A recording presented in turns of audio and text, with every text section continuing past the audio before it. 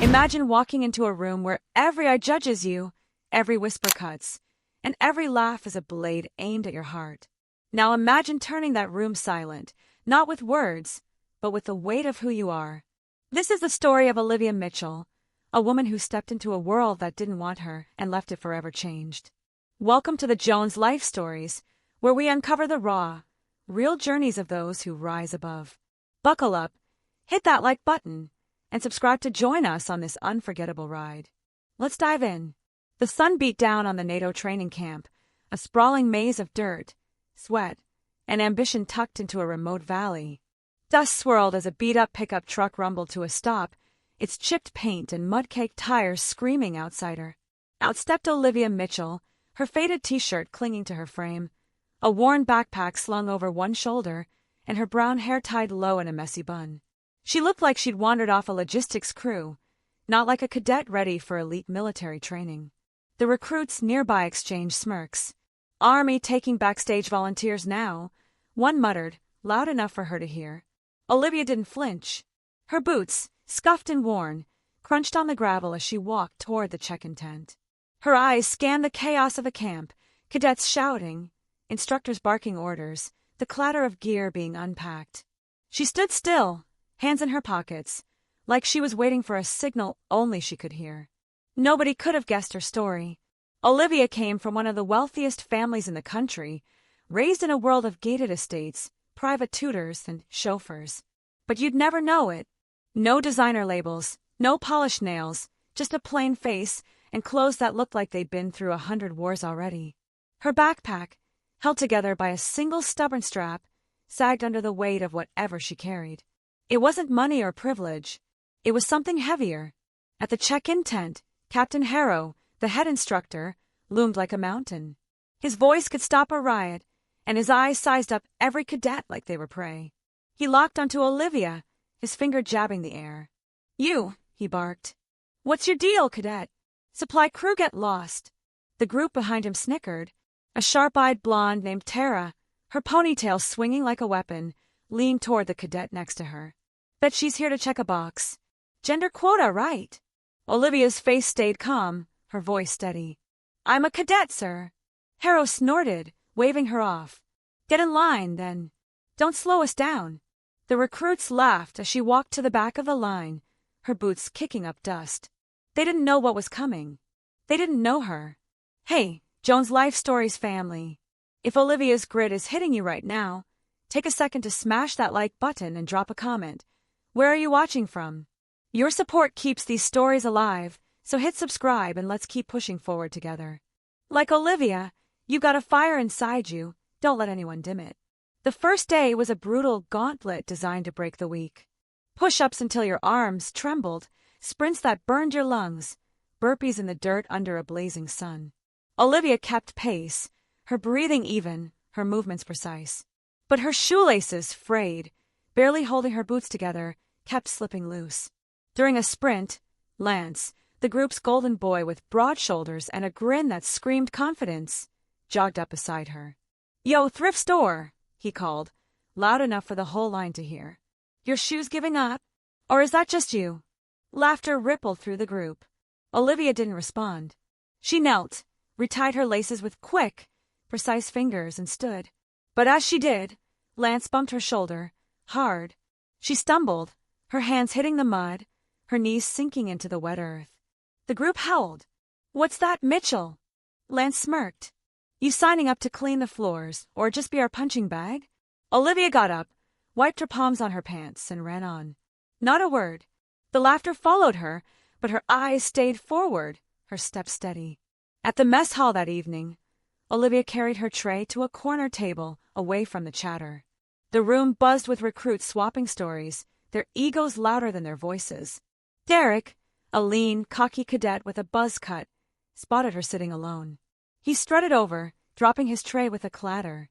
"Yo, lost girl," he said, loud enough for nearby tables to turn. "This ain't a soup kitchen. You sure you're not here to wash dishes?" The group behind him erupted. Olivia paused, her fork halfway to her mouth, and looked at him. "I'm eating," she said, her voice flat. Derek leaned in, smirking. "Yeah, well, eat faster. You're taking up space real soldiers need. He flicked her tray, sending mashed potatoes splattering onto her shirt. The room roared. Olivia wiped the mess with a napkin, her hands slow, her eyes never leaving her plate.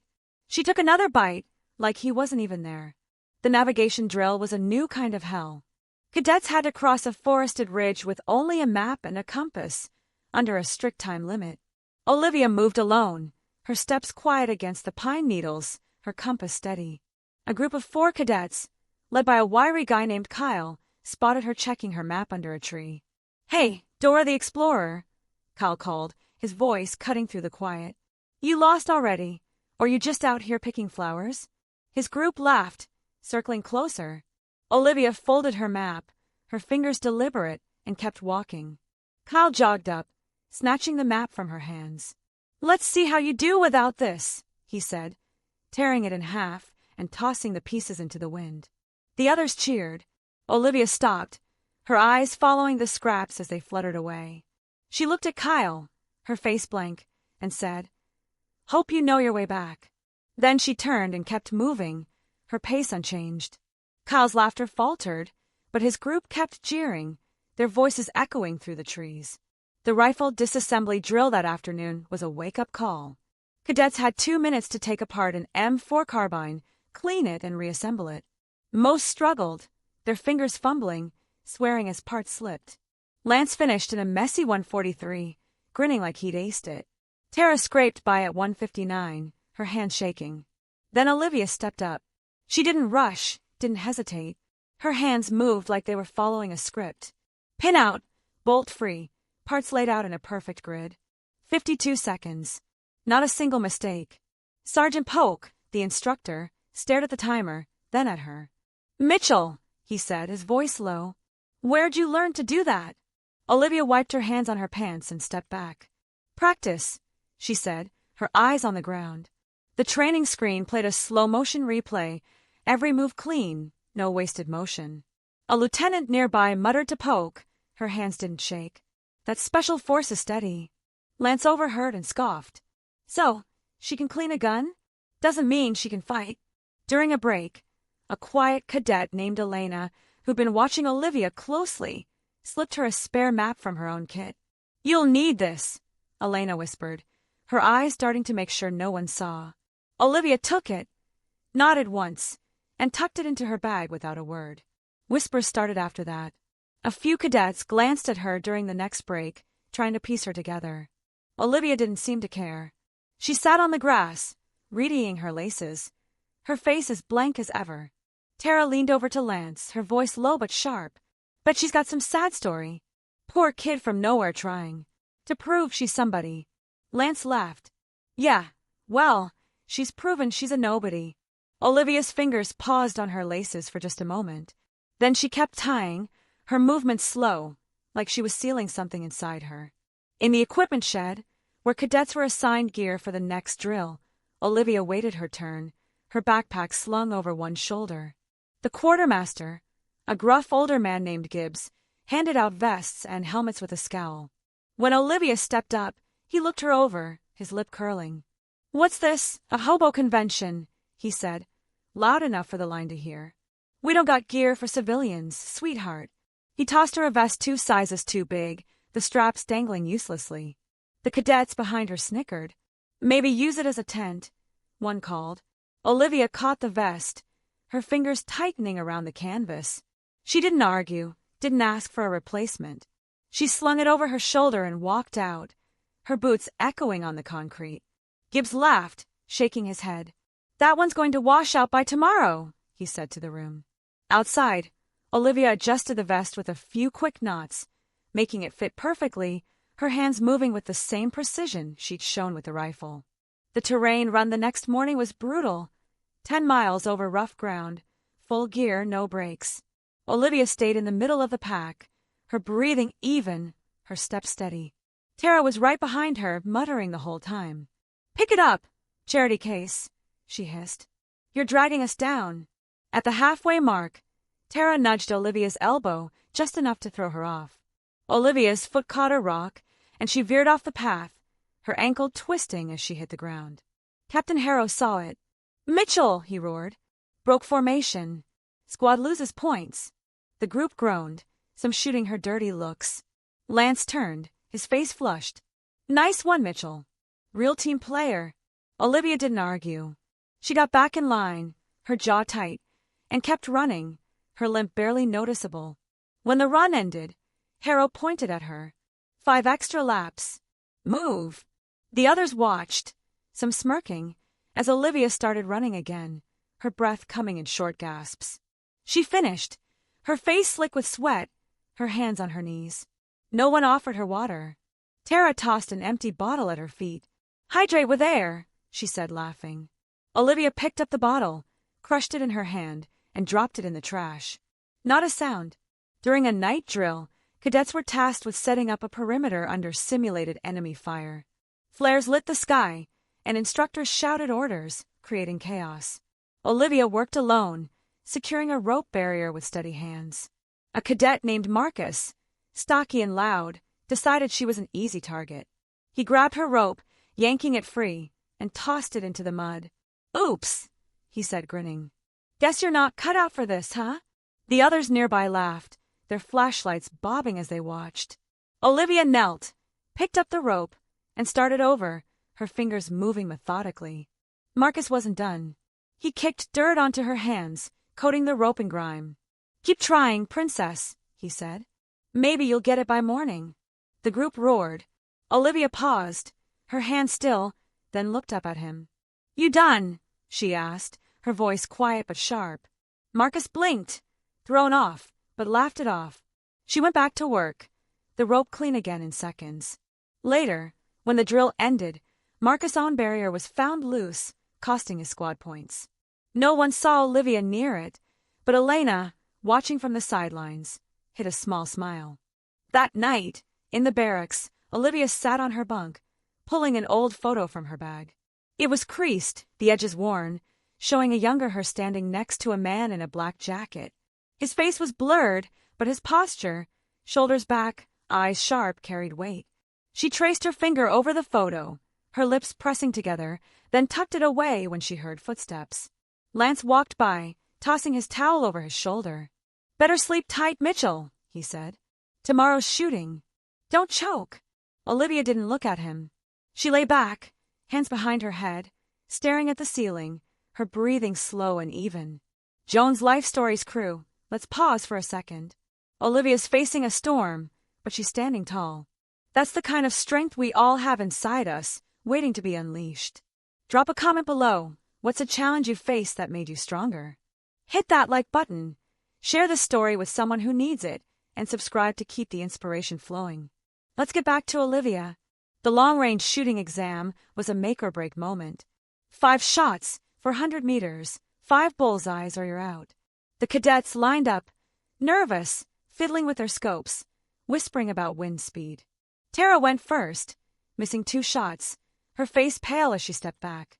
Lance hit 4, cursing under his breath. Then Olivia walked up. Tara whispered to the girl next to her. Bet she can't even hold it right. Olivia settled into position, her movements calm, almost mechanical. 5 shots, 5 perfect hits, dead center. No hesitation, no scope adjustments. The range officer blinked at the target, then called it out. Mitchell, perfect score. A colonel watching from a distance, an older man with gray hair and a chest full of medals, leaned forward. Who trained her? He murmured to his aide. That's a Spec Ops trigger. Lance overheard and rolled his eyes. Fluke, he said, loud enough for Olivia to hear. Let's see her in combat. But during the equipment check after the range, an officer found Olivia's rifle had a misaligned sight nobody else had noticed. She'd still hit every shot, compensating perfectly. The officer shook his head, muttering, That's not luck. That's skill. In the mess hall the next day, Olivia's tray was empty. She'd been last in line, and the food had run out.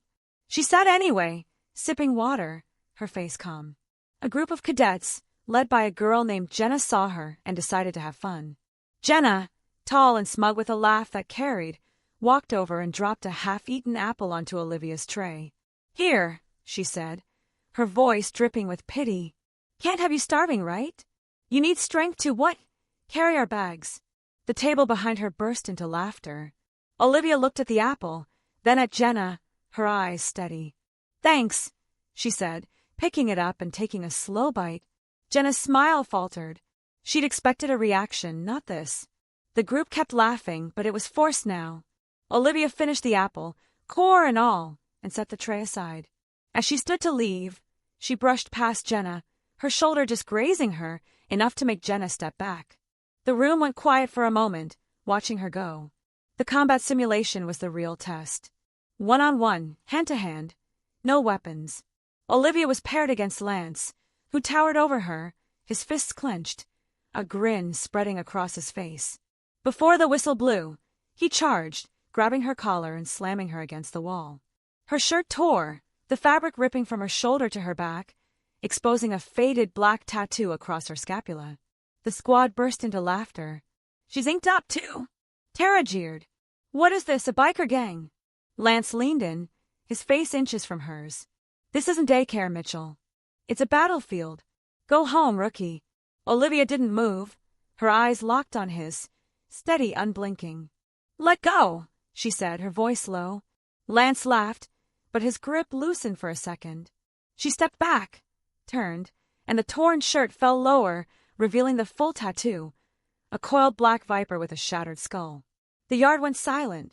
The colonel, the one who'd been watching, stepped forward, his boots crunching on the gravel. His eyes widened, his face pale. "Who gave you the right to wear that mark?" he asked, his voice shaking. Olivia stood there, her back straight, the tattoo stark against her skin. "I didn't ask for it," she said quietly. "It was given by Ghost Viper himself. I trained under him for 6 years." The colonel froze, then straightened, his hand snapping to his forehead in a salute. The other officers stared, their mouths open. Lance stumbled back, his face drained of color, and Aide whispered, "No one bears that tattoo unless they're his final student." Tara's smirk vanished. She looked away, her hands trembling. During a strategy briefing the next morning, Olivia sat in the back, her notebook open, her pen moving quickly. The instructor, a stern woman named Major Klein, was explaining defensive tactics when she called.